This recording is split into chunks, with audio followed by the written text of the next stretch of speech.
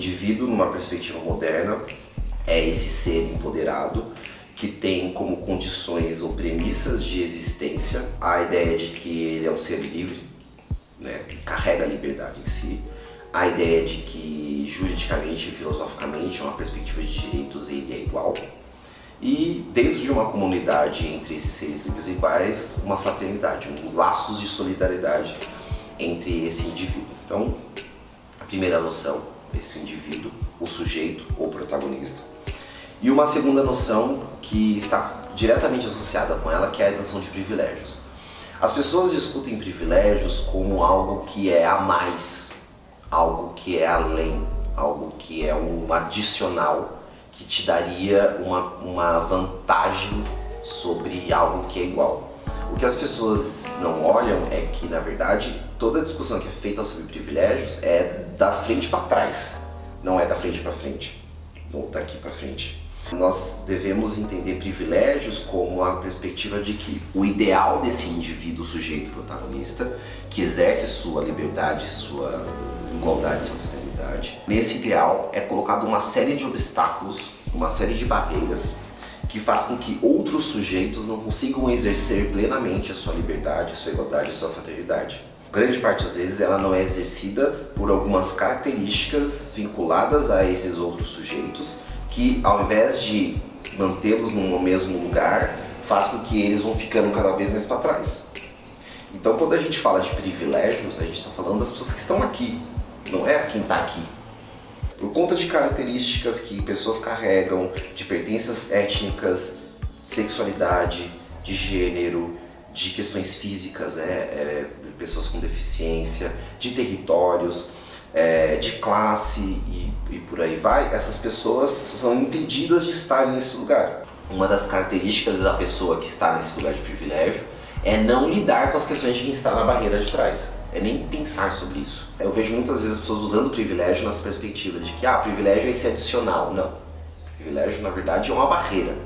Para que exista privilégio de quem está aqui ou de quem está um pouco à frente da sua posição, significa que você teve uma barreira. Quando você fala que o branco tem privilégio em relação ao negro, é porque você está dizendo que o negro tem uma série de barreiras que impede ele de exercer a sua condição de indivíduo livre, igual e fraterno. Aí, a partir disso, fica mais fácil, eu acho, discutir a noção de protagonismo. Existem questões, existem perspectivas que elas vêm como pauta desses indivíduos que estão aqui, que entendem suas barreiras e falam, olha, eu preciso transcender essas barreiras para chegar até aqui. Essa construção da pauta, ela só consegue ser feita a partir do momento que você está nesse lugar onde essa barreira existe, concreta, física, psicológica, emocional, epistemológica e tudo mais.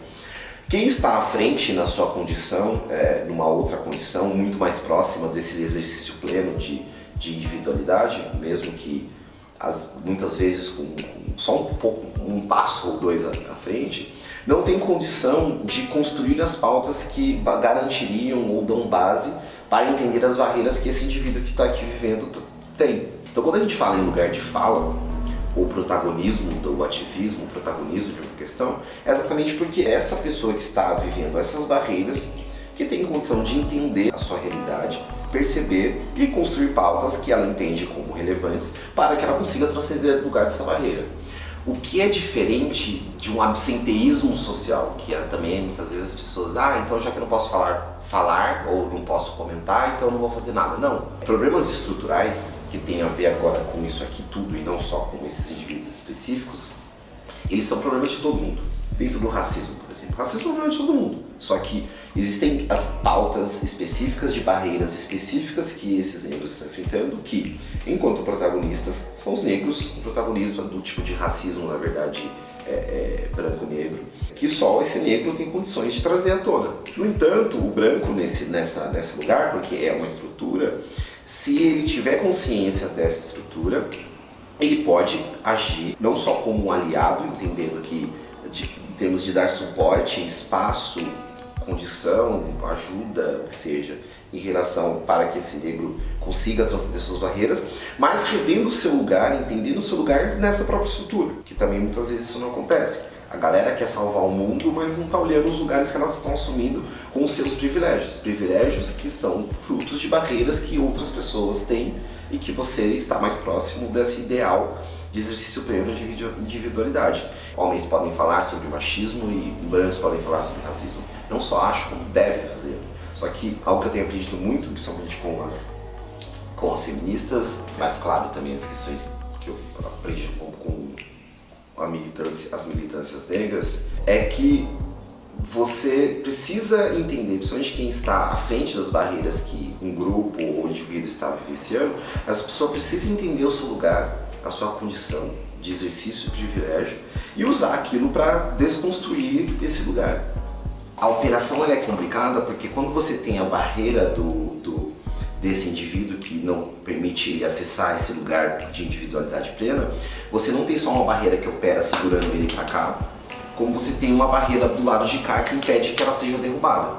Estruturalmente, você tem toda uma construção que você impede, aí tem questões psicológicas, questões concretas, financeiras, culturais, sociais e tudo aí vai, mas você impede, ou pelo menos há uma força muito forte que impede o derrubar dessas barreiras, porque ela não está só de um lado, ela tem a força do outro.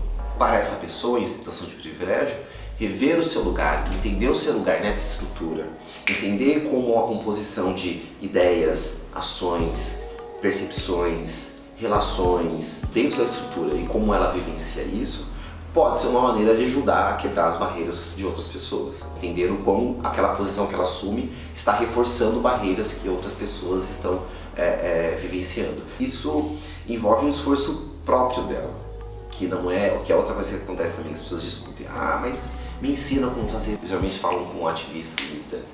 Ativismo não é jardim de infância, sabe?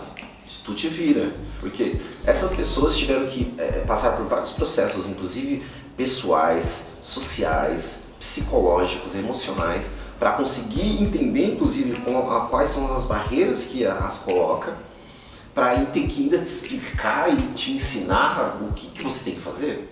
Tipo, sabe? Na real, vocês têm que se virar, cara, porque os militantes estão aí se virando, tomando na cabeça.